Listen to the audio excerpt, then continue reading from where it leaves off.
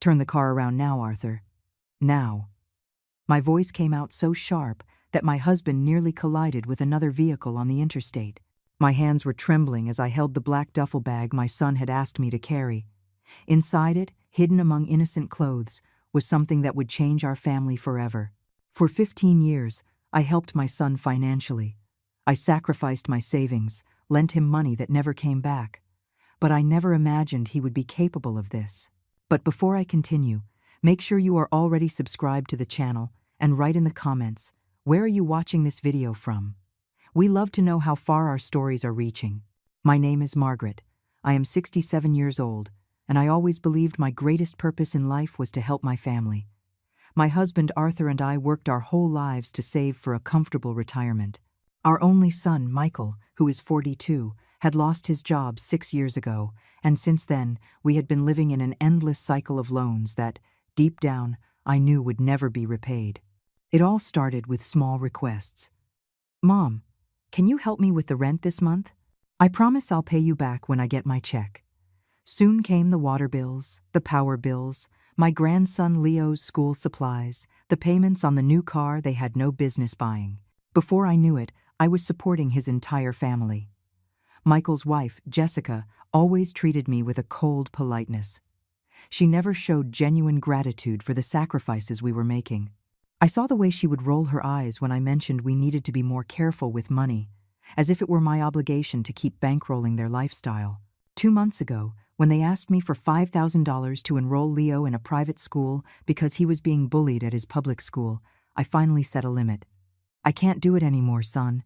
Our retirement money is running out. We'll find another public school, talk to the principal about the bullying. The look Michael gave me in that moment was as if I had betrayed him, as if saying no after years of saying yes was an unforgivable crime. In the weeks that followed, their treatment of me changed drastically. They no longer let me see Leo on the weekends. When I called, they always had excuses. He's sleeping. We're just heading out. He has too much homework. Each refusal was like a stab to my heart. Then, 3 days ago, the surprise came. Michael called, sounding more cheerful than he had in months. Mom, we're thinking of taking a trip up to a friend's cabin in Wisconsin this weekend. We think it would be great for all of us to go so Leo can spend some time with his grandparents. What do you think? My heart leaped with joy. Finally, a chance to see my grandson, to fix things. Of course, son, we'd love to go. Great. Oh, and Mom, could you bring an extra bag for us? Our car is already packed with Leo's things. No problem, I replied without a second thought. On the morning of the trip, Michael and Jessica showed up with an ordinary black duffel bag. Nothing suspicious about it. We put it in our car and agreed that they would follow right behind us on Interstate 94 heading north. We had been on the road for almost 2 hours when my cell phone rang. It was Michael. Mom, the bag we gave you, you didn't open it, did you? The question sent an instant chill down my spine. There was something strange in his tone. No, why would I? No reason. It's just, I love you, Mom. You know that, right? In 40 years, my son had said those words to me maybe half a dozen times, and never like that, in that way, like a farewell. Michael, what's going on? Nothing, Mom. Just keep driving. We'll see you at the toll plaza. I hung up the phone with trembling hands. Something was terribly wrong. Arthur, pull over. What? We're on the highway, Margaret. Pull over now, I yelled. My husband swerved onto the shoulder. Michael and Jessica drove past us, honking their horn. I asked Arthur to turn on the hazard lights, as if we were having car trouble. With my heart pounding, I opened the black duffel bag. I moved aside a few t-shirts, a pair of children's pajamas, a Spider-Man pencil case I recognized as a gift I'd given Leo for his birthday. And then, at the bottom, I found packages wrapped in black plastic. My blood ran cold. Even at my age, I knew exactly what it was. It was illegal drugs, a lot of them. Oh my God, Arthur, I whispered, showing my husband. They were using us as mules. Michael and Jessica had planned to use their own parents as drug couriers, knowing that an elderly couple would probably not be searched as thoroughly at any police checkpoints on the highway. The destination was never a friend's cabin in Wisconsin. We were headed somewhere to deliver the merchandise. "Turn the car around now, Arthur, now," I screamed, feeling a mix of panic and rage I had never experienced before. My husband looked at me, his eyes wide, but he didn't question it. He made a U-turn at the first opportunity. As he did, I saw Michael's car in the rearview mirror, slowing down and starting to turn around as well. "What are we going to do?" Arthur asked, his voice trembling as much as his hands on the steering wheel. "Call the police," I replied, a lump forming in my throat. "Our own son was willing to send us to prison, Arthur. We have no choice." The moment Arthur dialed 911, I felt as if I were betraying my own blood. But what choice did we have? If we were caught with that amount, we would spend our final years in a prison cell. 911, "What is your emergency?" a female voice answered. Arthur looked at me, his face as pale as paper. "I need to report something. Our son put illegal drugs in our bag without our knowledge. We're on Interstate 94, at mile marker 107, heading back toward the city." As my husband spoke, I saw Michael's car approaching at high speed in the rearview mirror. My heart hammered against my ribs. "Arthur, they're right behind us." "Sir, you need to remain calm," said the voice on the other end of the line. "A patrol car has already been dispatched to your location.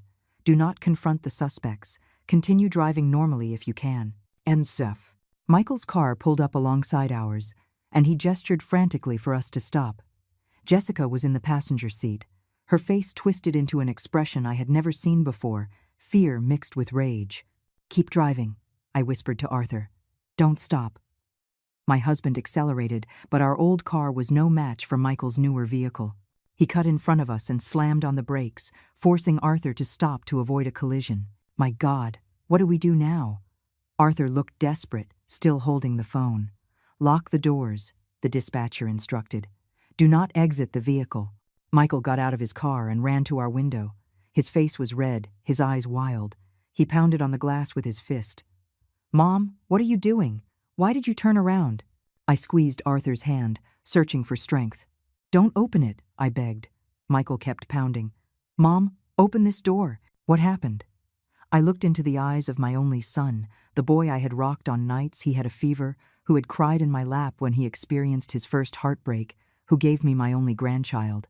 Now, at 42 years old, he was willing to sacrifice his own parents to solve his financial problems. "We know what's in the bag, Michael," I said, loud enough for him to hear me through the glass.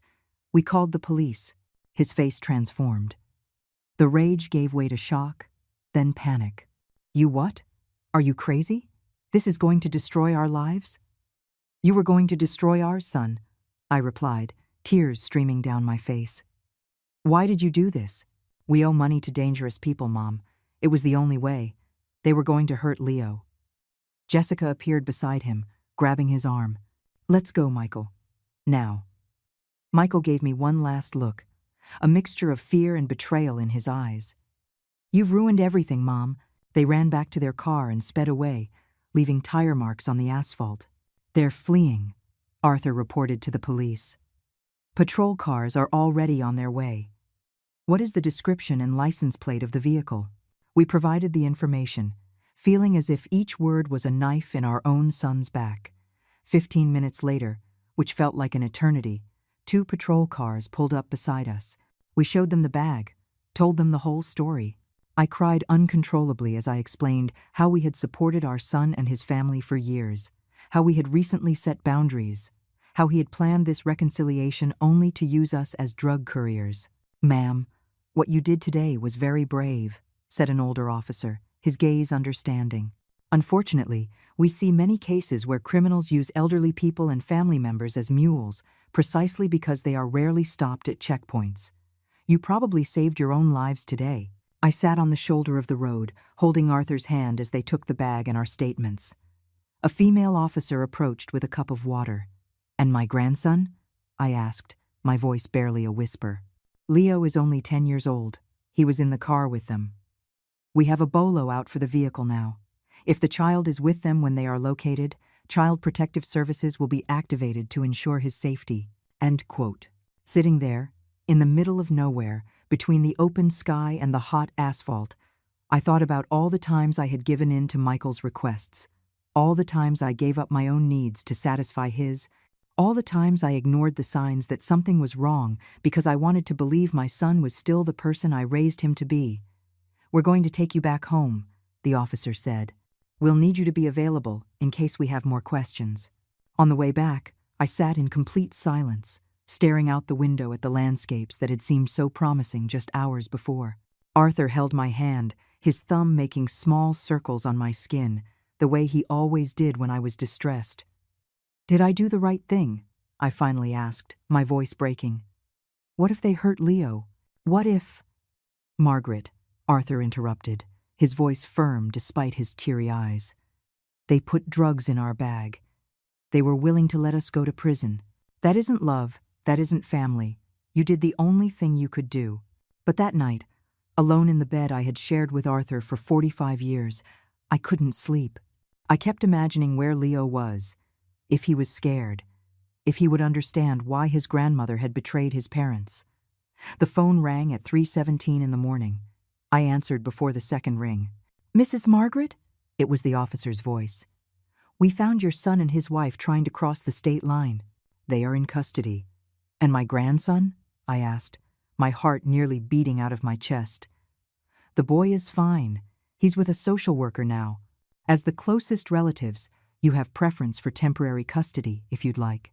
I didn't sleep for the rest of the night. Arthur and I sat on the small back porch, watching the stars fade as the day dawned. We didn't need to talk much. After 45 years together, our silences said more than words. "We're going to get Leo," I said finally, as the sun colored the horizon. "Are you sure, Margaret? Are we too old to take care of a 10-year-old? He looked at his calloused hands, hands that had worked hard his whole life. His eyes now showed the weight of an unthinkable betrayal. "What choice do we have? He's our grandson. I can't let him go to a shelter or a foster home. Not after all this." Arthur nodded slowly. "You've always had a heart bigger than the world." End of. At 8 o'clock in the morning, we were at the Child Protective Services office. The caseworker, a middle-aged woman with kind eyes, received us in her small, stuffy office.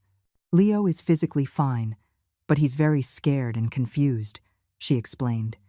"He doesn't understand why his parents were taken away by the police or why he can't go home." "What did you tell him?" I asked. "Only that there was a problem and we needed to find a safe place for him to stay for now. We think it's best if you explain it to him in a way you feel is appropriate." When Leo walked into the room, my heart ached. He looked so small, so vulnerable in his wrinkled Batman t-shirt and messy hair. His eyes, so much like his father's, were red and swollen. "Grandma?" His voice was just a whisper. "Where are my mom and dad?"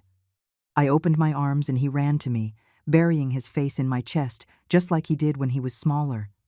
I felt his tears soaking my blouse. "We're going home, my love," I said softly, stroking his hair. "We'll go home and we can talk there, okay?" On the way to our house, Leo sat quietly in the back seat, clutching the school backpack the social worker had picked up from his house. Occasionally, our eyes met in the rearview mirror, and I tried to give him a comforting smile. At home, I made hot chocolate. It was always our family's comfort drink, and the three of us sat at the kitchen table. "Leo," I began, choosing my words carefully, "your parents did something wrong, something against the law, and because of that, they're going to need to be away for a while." His eyes widened. "Are they bad guys?" The innocent, direct question hit me like a punch. How could I explain to a child that his parents weren't monsters, but desperate people who made terrible choices? "No, my love. They are people who made a mistake.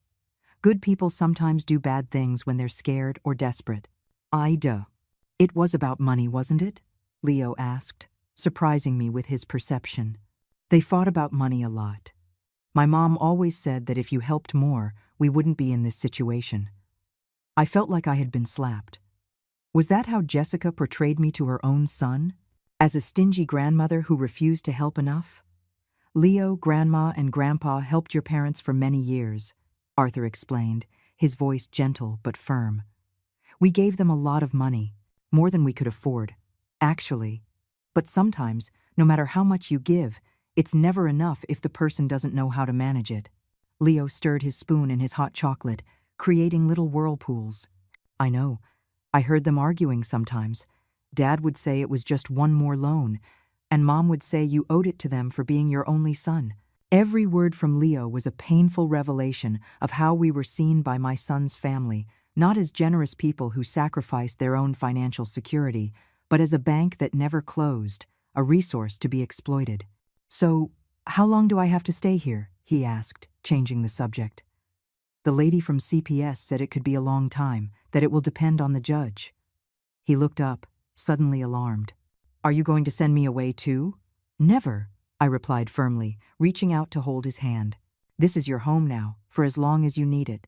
In the following days, we established a new routine. We enrolled Leo in the public school near our house, the same one where Arthur had been the janitor before he retired. We bought new school supplies, some clothes, and tried to create an atmosphere of normalcy in the middle of the chaos our lives had become. A week after Michael and Jessica's arrest, we received a visit from a lawyer. "They want to see you," he said, sitting in our living room. "They're being held in pretrial detention while the case moves forward." "And what do they have to say?" Arthur asked, his voice harder than I had ever heard it. "They claim they were forced by drug traffickers, that they were being threatened and saw no alternative. They are asking you to pay for their defense." I let out a bitter laugh that I didn't recognize as my own. After everything they did, after trying to turn us into criminals, they still think they can ask us for money? The lawyer looked uncomfortable. "They also mentioned that if you don't help, they might claim that you knew about the drugs, that it was a joint plan." Arthur shot up so fast his chair almost fell over. "Get out of our house. Now," he ordered, pointing to the door. "And you tell my son that if he dares to accuse us, I will testify against him myself. Tell him we have the recordings of the calls to the police, that we have witnesses, that we discovered the drugs and immediately asked for help. Tell him we are not the idiots he thought we were." After the lawyer left, Arthur sat heavily on the sofa, covering his face with his hands. It was one of the few times I had seen him cry in all our years together. "Arthur," I whispered, sitting beside him, "do you think we did something wrong raising him? How did our son become this person?" He shook his head slowly. "I don't know, Margaret. Maybe we gave too much. Maybe he never learned that actions have consequences because we were always there to fix everything." That night, while Leo slept in the room that had once been his father's, Arthur and I made a pact. We would not let our grandson grow up with the same sense of entitlement that had corrupted Michael. We would teach him responsibility, hard work, and above all, integrity. The next morning, I received a call from the jail. It was Michael. "Hello?"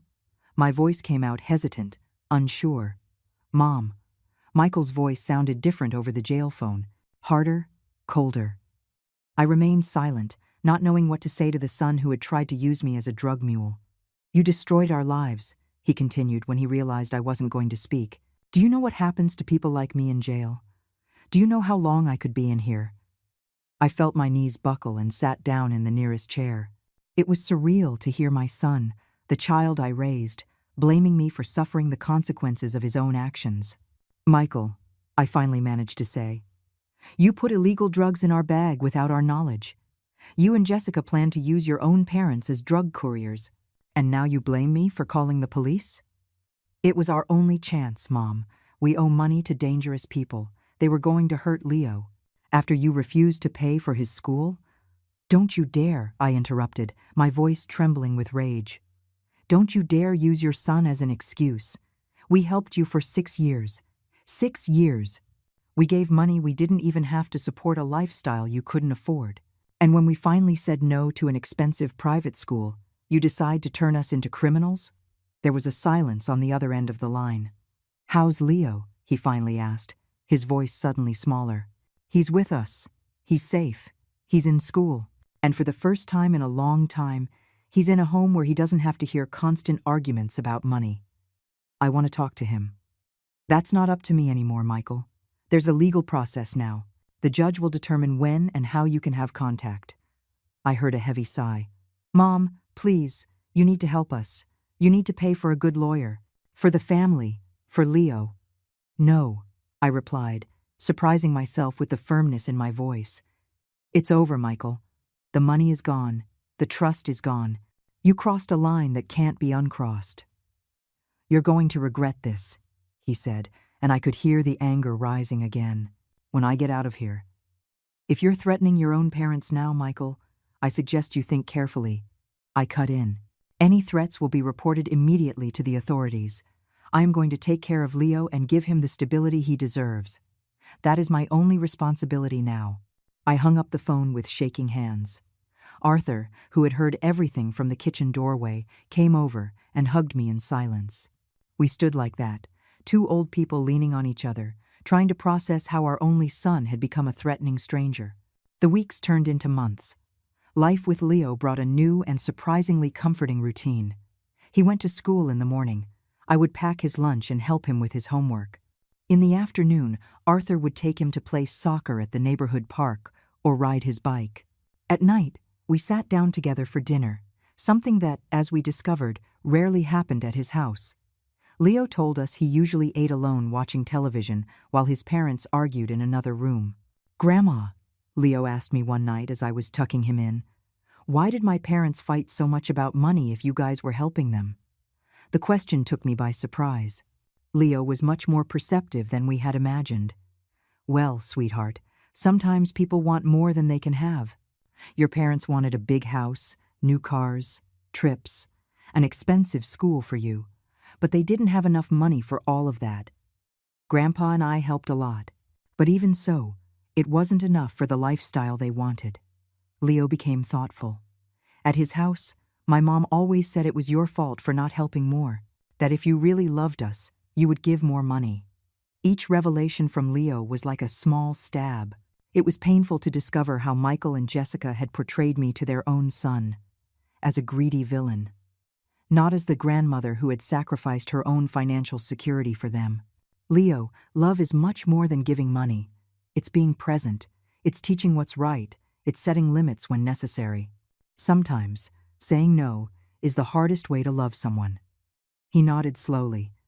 "Like when you don't let me eat chocolate before dinner because you're worried about my health?" I smiled. "Exactly like that." As the months passed, Leo blossomed. His grades improved. He made friends in the neighborhood, and gradually, the questions about when his parents would come back became less frequent. Not for lack of love, I realized, but because he was finally experiencing the stability every child deserves.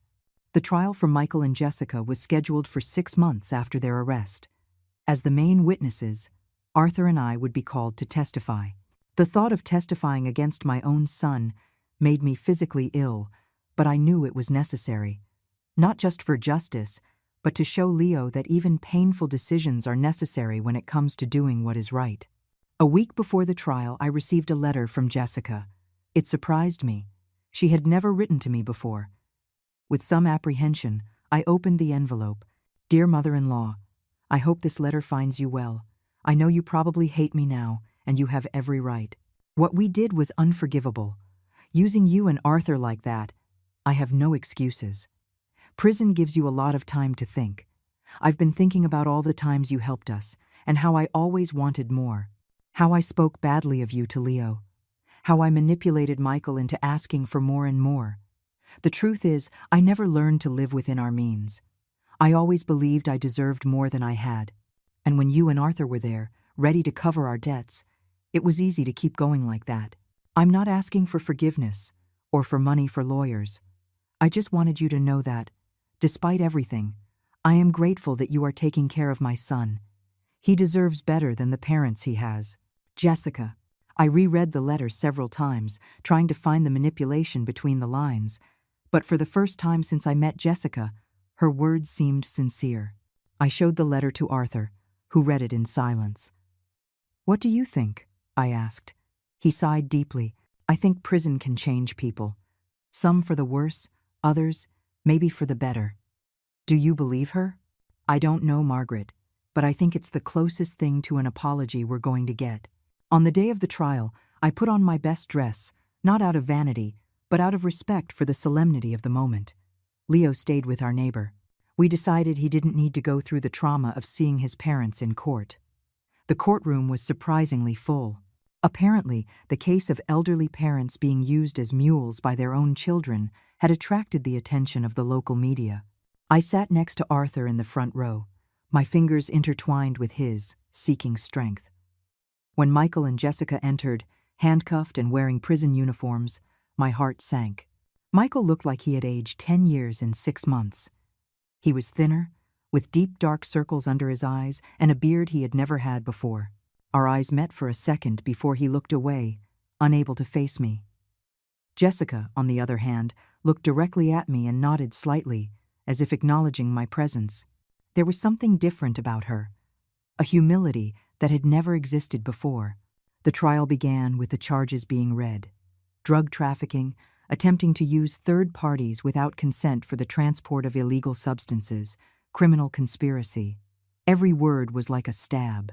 When I was called to testify, my legs trembled so much I had to hold on to the railing to get to the witness stand. The prosecutor asked me questions about the years of financial support, about the recent refusal of the tuition money, about the strange reconciliation and the invitation for the trip. "Mrs. Margaret," the prosecutor asked, "when exactly did you realize something was wrong?" I swallowed hard, glancing briefly at my son before answering. It was when Michael called during the trip to ask about the bag. He never, in his entire adult life, ended a call by saying he loved me. That wasn't normal. I felt that something was terribly wrong. "And what did you do then?" My voice failed. I asked my husband to pull over the car. I opened the bag and found the packages hidden among my grandson's clothes. Packages of drugs. "And what was your reaction upon discovering this?" My voice failed again.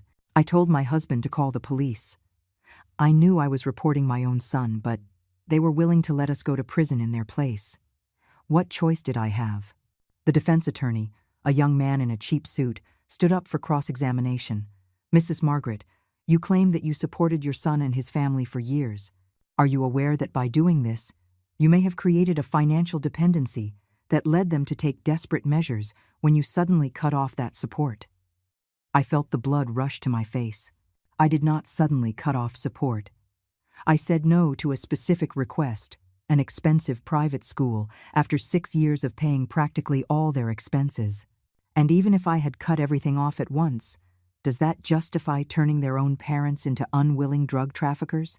The lawyer recoiled slightly at my indignation. "I am not suggesting a justification, ma'am. I am merely establishing the context of the situation." "The context?" I replied, my voice firmer now. "Is that 2 40-year-old adults decided that the solution to their financial problems was to sacrifice their elderly parents?" After my testimony, it was Arthur's turn. He told his version with the same dignified calm he always showed in moments of crisis. When he finished, the judge called Michael and Jessica to testify. Michael went up to the witness stand first. He couldn't look at me as he spoke. "We were desperate," he began. "We owed money to dangerous people who threatened to hurt our son. When my mother refused to pay for the private school, we realized that she had finally set a limit, that we could no longer count on her financially. And that justified putting drugs in her bag without her knowledge?" the prosecutor asked. Michael finally looked at me, his eyes filled with tears. "No, nothing justifies what we did. I betrayed the people who were always there for me. I deserved to be arrested just for that." The sincerity in his voice surprised me. It didn't seem rehearsed or manipulative. Jessica testified next. She confirmed everything Michael had said, but she went further. "It was my idea," she admitted, leaving the court in silence. Michael hesitated, but I insisted. I said his parents were old, that no one would suspect them, that it was our only way out. I manipulated my husband in the same way I manipulated my in-laws for years. The trial lasted 3 days. On the final day, after the closing arguments, the judge announced his decision. "Michael and Jessica Carballo, this court finds you guilty of all charges. However, considering the lack of a criminal record, the spontaneous confession, and the apparent remorse, I sentence you both to 4 years in prison, with the possibility of parole to a work release program after serving 1/3 of the sentence." 4 years. My son would spend 4 years in prison for something he himself had chosen to do. Leo would grow up during those years without his parents, and I, a 67-year-old grandmother, would be responsible for raising a preteen. After the trial, Michael's lawyer asked if we would like to speak with him briefly before he was taken back to prison. I looked at Arthur, who nodded slightly. In a small room next to the courtroom, we found Michael, still in handcuffs, but without the presence of the guards inside the room. "Mom," he began as soon as we entered, his voice choked with emotion. "I know I don't deserve your forgiveness. What we did is inexcusable." "Why, Michael?" I asked, the question that had tormented me for months. "Why would you do something like that to us after everything we did for you?" He lowered his head. "Because for years, you were always there to clean up my messes. Whenever I made a mistake, you fixed it. I think I never really grew up. I never learned to deal with the consequences of my own mistakes." "And now?" Arthur asked, his voice calm but firm. "Now?" Michael took a deep breath. "Now I want you to take better care of Leo than I ever did. I don't want him to grow up like me, believing the world owes him something." "His custody will still be decided by the judge," Arthur said. "I know, and I'm going to recommend that he stay with you. Leo needs stability. Better role models than Jessica and I were." Those words, coming from my son, took me completely by surprise. For the first time since that hell began, I saw a glimpse of the boy I had raised. A glimpse of integrity and responsibility. "I'm going to try to be a better person when I get out of here," he continued. "Someone you and Leo can respect again." When the guard came to get Michael, I did something I hadn't planned. I hugged my son. It was a quick hug, still laden with pain and distrust, but also with a small hope that maybe something good could come out of this whole disaster. On the way home, Arthur and I remained silent for a long time. "Do you think he's really changed?" I finally asked. Arthur considered for a moment. "I don't know. Prison changes people, but not always for the better. I think only time will tell. And us? What happens now?" He took my hand from the car seat. "Now we raise our grandson. We give him what he needs, not necessarily what he wants. We teach values, responsibility, integrity, and we pray we do a better job this time." When we got home, Leo ran to greet us, anxious for news. "What happened? When are Mom and Dad coming back?" We sat down with him in the living room and explained, as gently as possible, that his parents would be away for a few years, that he would live with us during that time. "Are they really going to jail?" he asked, his voice small. "Yes, sweetheart.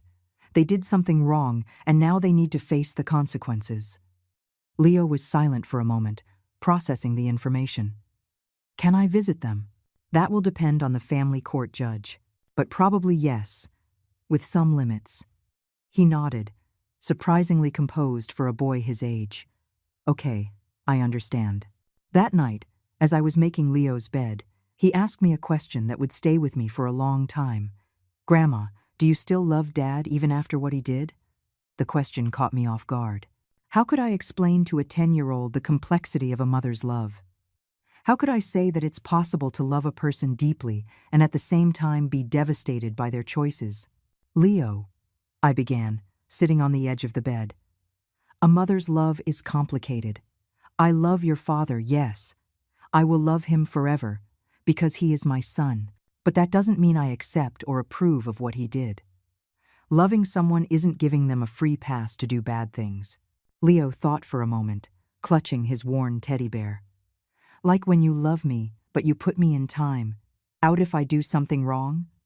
I laughed at the perfect simplicity of his analogy. "Exactly like that, sweetheart. I love you too much to let you grow up believing you can do anything without consequences. And will you love me even if I do something really, really bad one day? Like Dad did?" I felt my heart ache at the fear in his voice. "Always, Leo, always.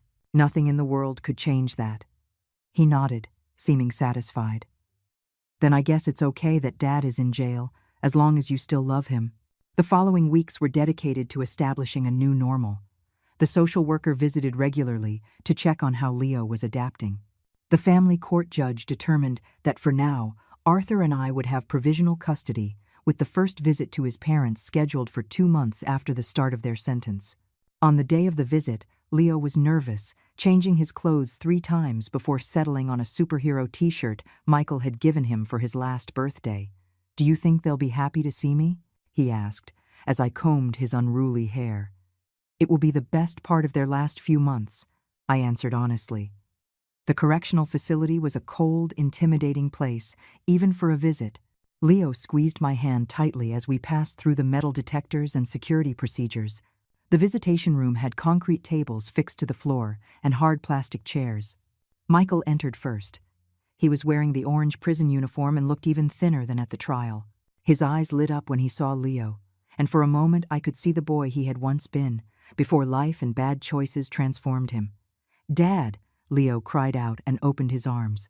Michael hesitated for only a second before running to his son, wrapping him in a tight hug. I felt tears in my eyes watching the reunion. No matter how many mistakes Michael had made, he was and always would be Leo's father. Jessica came in right after. She was different. Her hair, once carefully dyed and styled, now showed gray roots.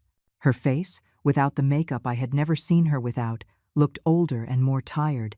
But when she saw Leo, her smile was genuine. I sat at a nearby table, giving them some privacy, as Leo talked animatedly about his new school, the friends he had made. The dog Arthur was considering adopting for him. "Grandma helps me with my homework every day," I heard Leo say, "and Grandpa is teaching me how to play chess. They said when I'm good enough, we're going to a tournament." Michael looked at me over Leo's head, his eyes communicating a silent gratitude that words could not express. After almost an hour, a guard announced that the visit was ending. Michael hugged Leo for a long time. "Be good for your grandparents," he said. "Listen to what they say. They're wiser than I ever was."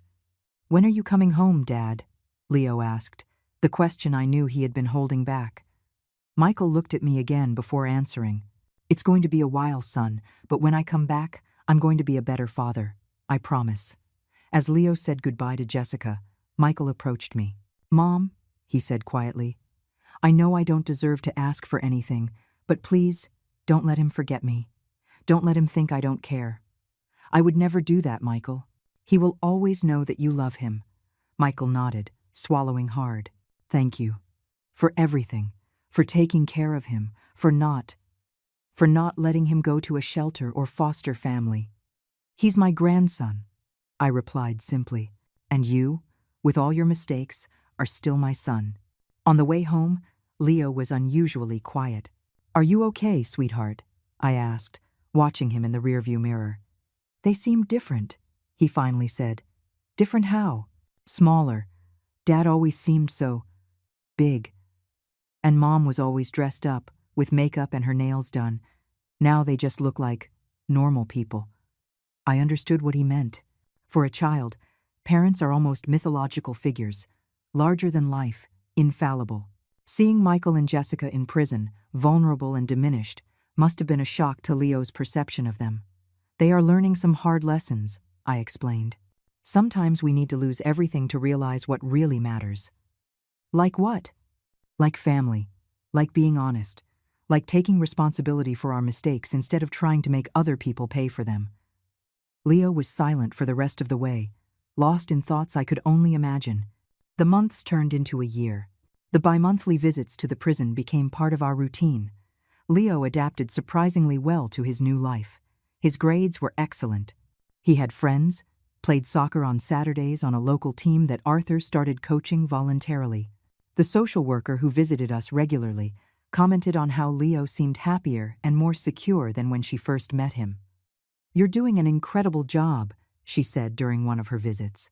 "It's not common to see children adapt so well after a trauma like this." "He's strong," I replied, "stronger than I was at his age."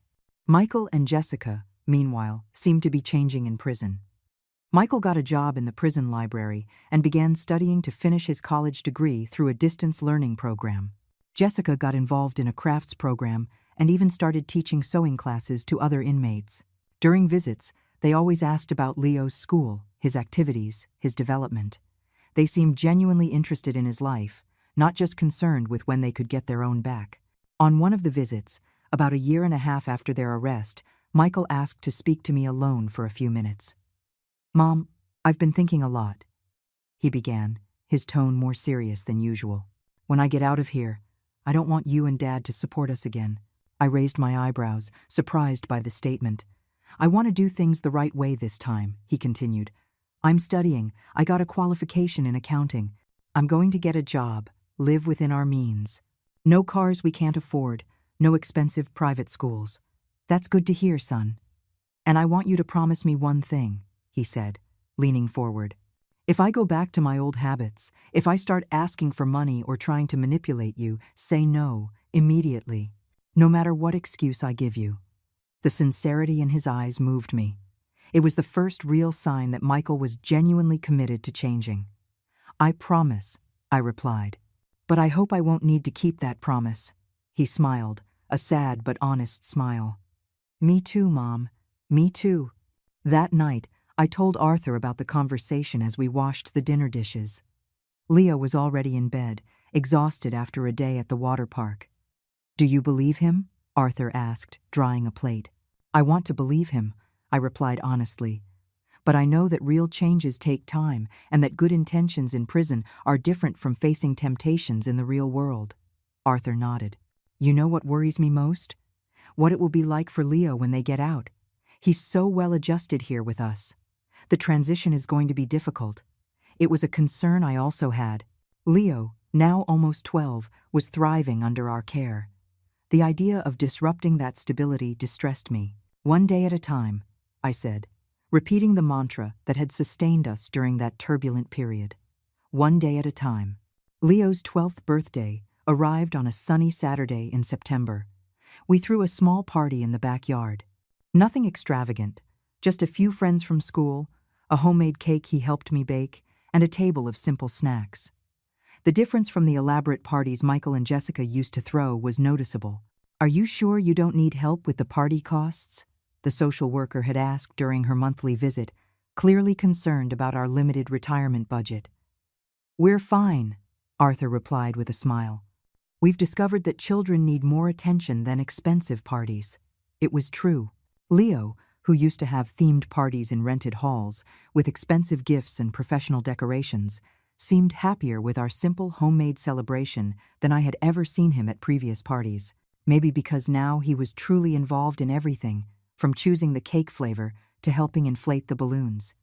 This is the best birthday I've ever had, Grandma, he told me, as we hung up streamers together. Even without the bounce house and the cotton candy machine?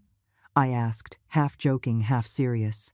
That stuff was fun, he shrugged, but I barely saw my parents during the parties. They were always busy greeting guests or arguing about something that wasn't how my mom wanted it. The wisdom of that child sometimes surprised me. At only 12 years old, Leo had already learned lessons about values and priorities that his parents took decades to begin to understand, and even then, they needed a prison for it. Leo's big gift was a new bike, not the latest model, but a good quality one that Arthur had restored from a used bike we found at a second-hand shop. Together they had sanded, painted, and repaired that bike for weeks, turning the project into a grandfather-grandson activity that created more memories than any store-bought gift could. In the middle of the party, while the kids were playing soccer in the backyard, my cell phone rang. It was the prison's number. Michael had received special permission to call on his son's birthday. Mom, is Leo nearby? Yes, Michael. Do you want to talk to him? Please. I called Leo over, who came running, his face red from exertion and smiling from ear to ear. It's your dad, I said, handing him the phone. Leo chatted animatedly for a few minutes, describing the party, the friends, the bike his grandpa had fixed up for him. Yeah, Dad, I'm really liking it, he said in response to something Michael asked. Grandma and Grandpa said maybe we can go fishing next holiday at their neighbor's farm. When the call ended, Leo handed me back the phone. Dad wants to talk to you again. Thanks, Mom, Michael said when I took the phone, for giving him a normal happy birthday. It's not the party you and Jessica would have thrown, but it's exactly what he needs, Michael. Simple things made with love. There was a pause on the other end of the line. I don't know how to thank you for everything you're doing. Just keep studying, keep getting better. That's the best thanks you can give us. Mom, there's something else. I've applied for the work release program. The lawyers think I have a good chance, with good behavior and the courses I've taken here. I felt a knot in my chest. A work release program meant Michael would be out of prison during the day, returning only to sleep. It was the first step toward his full release, which was scheduled for just over a year away, with reductions for good behavior. That's good, son, I managed to say, trying to keep my voice steady. I know it's complicated, he continued, clearly sensing my hesitation. Leo is so settled with you now. I don't want to mess that up, but I want to start being a part of his life again, slowly. Of course, I replied automatically, while my mind spun with the implications. We'll talk about it on the next visit. After I hung up, Arthur noticed my worried expression. What happened, Margaret? I told him about Michael's request for the work release program. Arthur was silent for a moment, thoughtful. It was to be expected, he finally said. We couldn't keep him away forever. He's the boy's father, after all. I know. It's just, Leo is doing so well, so balanced.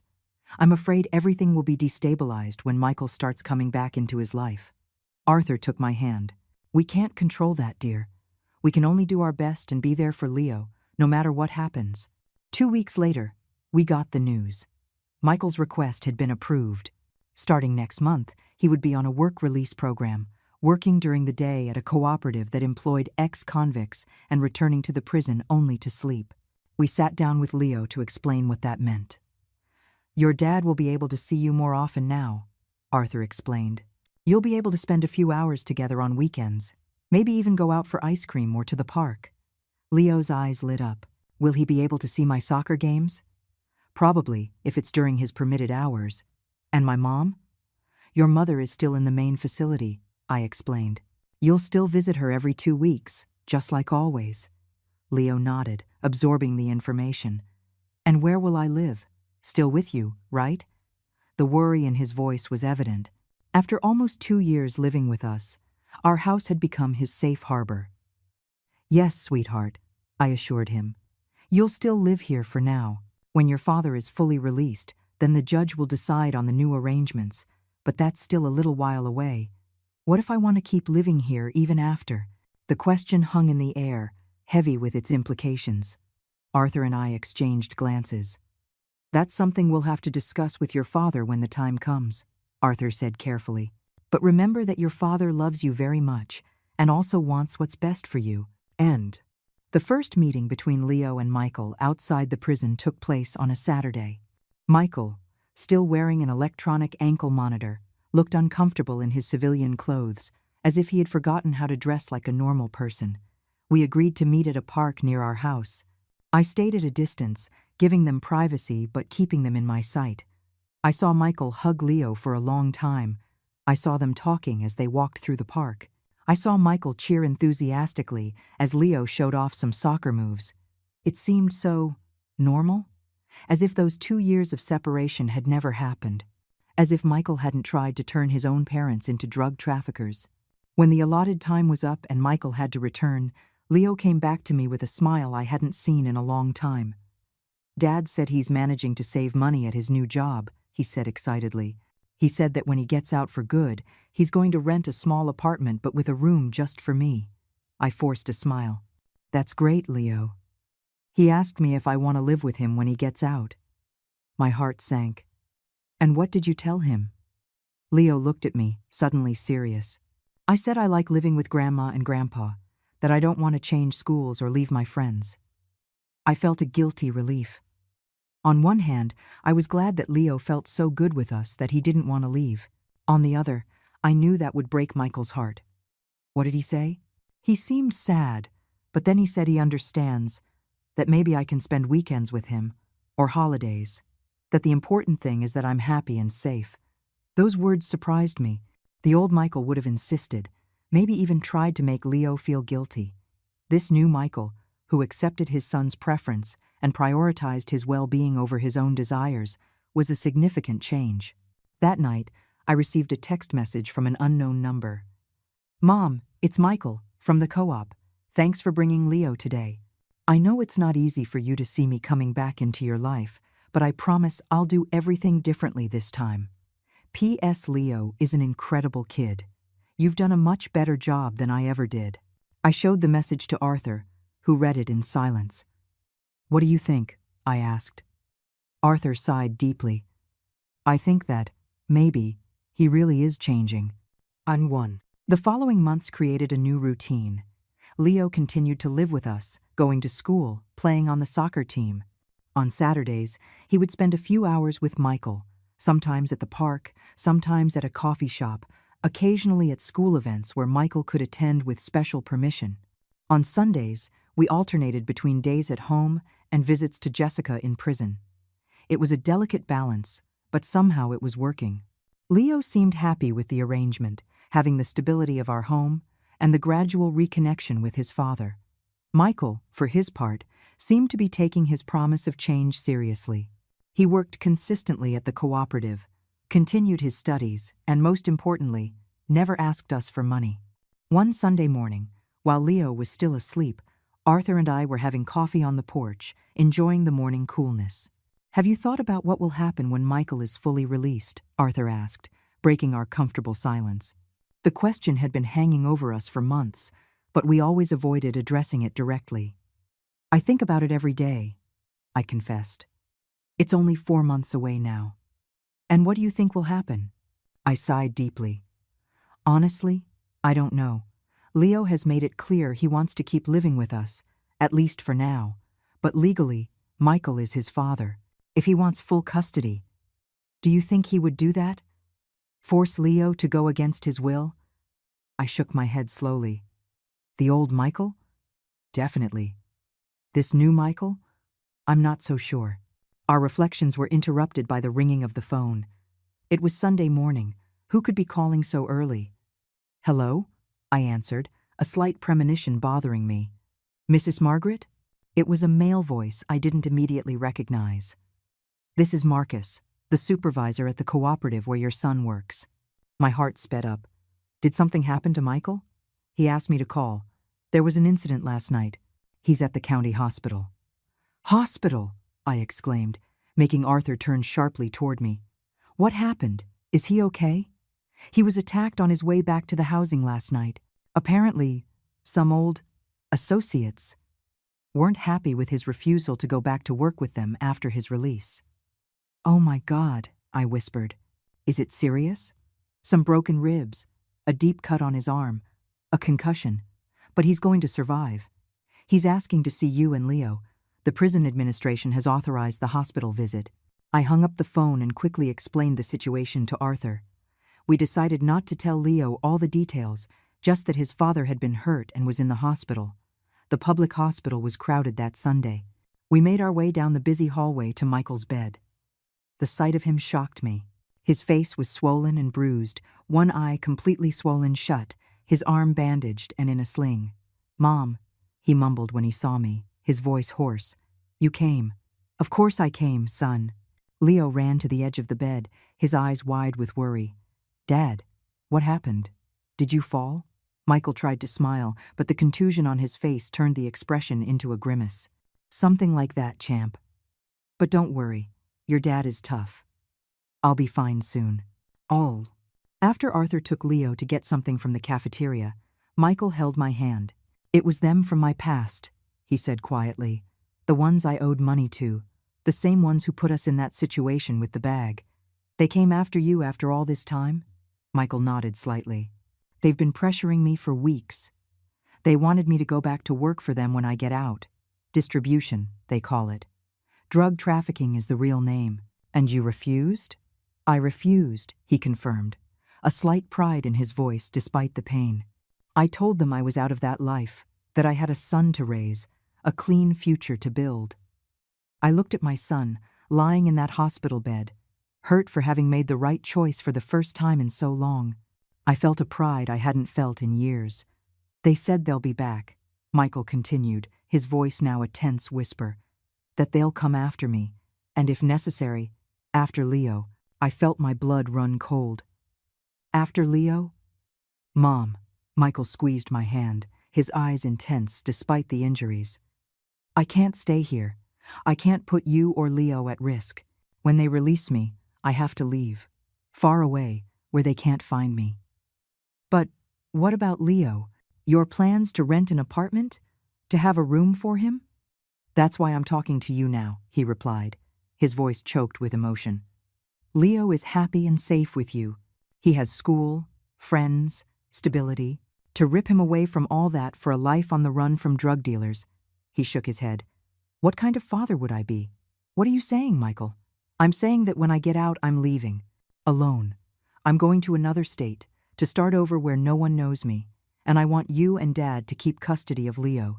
The declaration took me completely by surprise. It was the opposite of what I had feared. Instead of fighting for custody, Michael was voluntarily giving up his son to keep him safe. Are you sure about that? He's your son. And because he's my son, I need to do what's best for him, not what's easiest for me.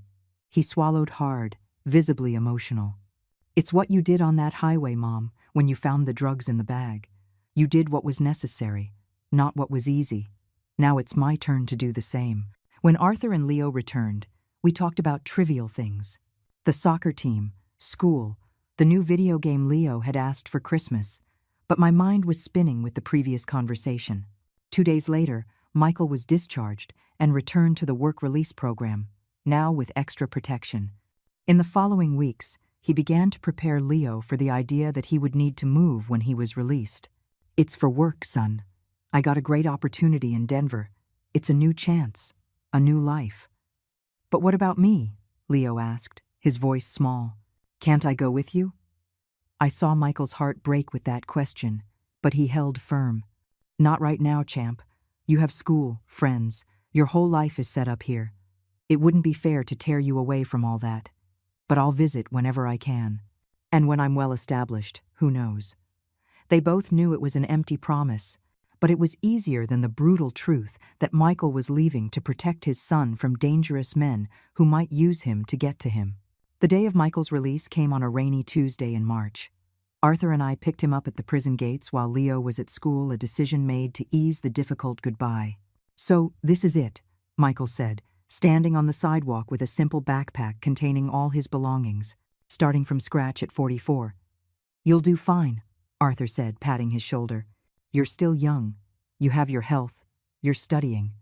A lot of people start over with less than that. Michael nodded. I know. I just wish I had realized this sooner, before I wasted so many years, before I almost sacrificed both of you for my irresponsibility. We took Michael to our house for one last family meal before his departure. The bus ticket to Denver was bought for that night. A friend from the cooperative had arranged a job and a place for him to stay there. Leo came home from school and spent the last precious hours with his father. They played video games, talked about soccer, made impossible plans about what they would do when they saw each other again. It was painful to watch, knowing it could be months, maybe years, before it would be safe for Michael to return. When it was time to leave, Michael hugged Leo for a long time. Be a good boy for your grandparents, he said, his voice thick with emotion. Study, be honest, work hard, be better than your father was. I will, Dad, I promise. Leo was crying openly now. But come back soon, okay? As soon as I can, champ. As soon as I can. Michael turned to me, his eyes red. Mom, I didn't let him finish. I hugged my son with all the strength I had. I know, Michael. I know. After the taxi took Michael to the bus station, I sat with Leo on the porch while he processed his father's departure. Arthur had gone to get ice cream, our tradition for difficult moments. Grandma, Leo said finally, Dad isn't coming back soon, is he? I looked at my grandson, now almost 13, more perceptive than we gave him credit for. Maybe not, sweetheart. He needs a new start, away from the bad influences of the past. Leo nodded slowly. It's because of those men who hurt him, right? I heard you guys talking in the hospital when you thought I was sleeping. I took a deep breath, surprised. Yes, Leo, your father is leaving to keep you safe. Instead of being angry at the truth, Leo seemed to accept it with a surprising maturity. So he's protecting us, like a hero. Yes, I replied, feeling tears in my eyes. Exactly like a hero. 3 months later, Jessica was also released to a work release program.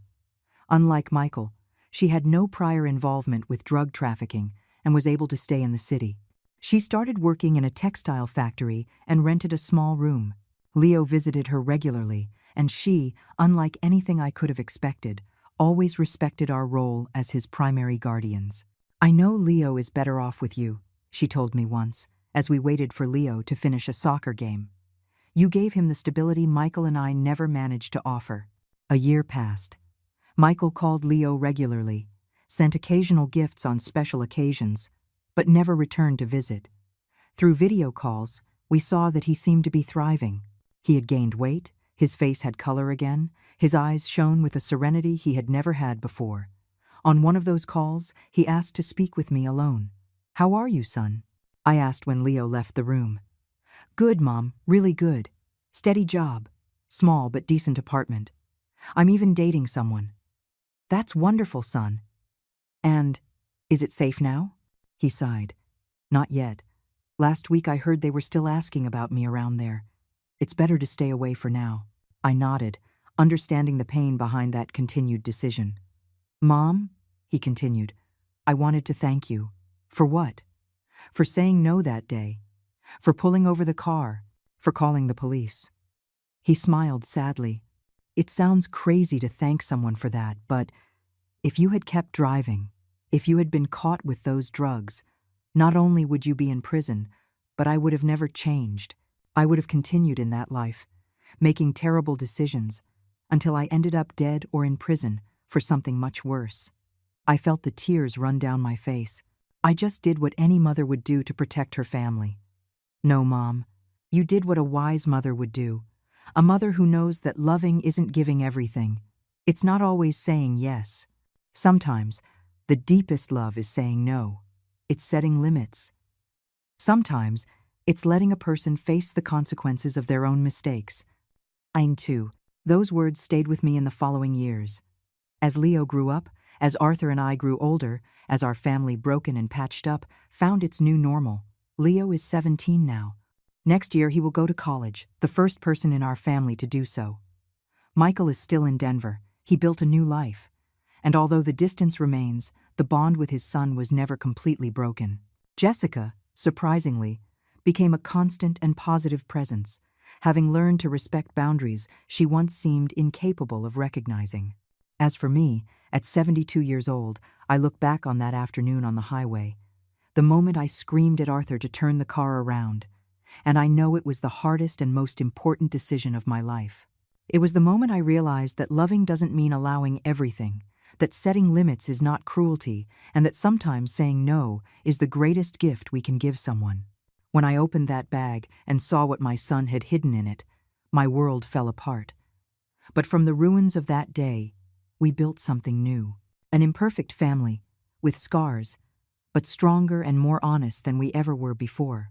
As Leo recently said in a school essay about his family, sometimes we need to lose everything to find out what really matters. My father learned that the hard way, but thanks to my grandmother's courage, we all learned it too. Now, if you like this story, click on this next video that is appearing on the screen because in it there is a story of betrayal and revenge like you have never seen before.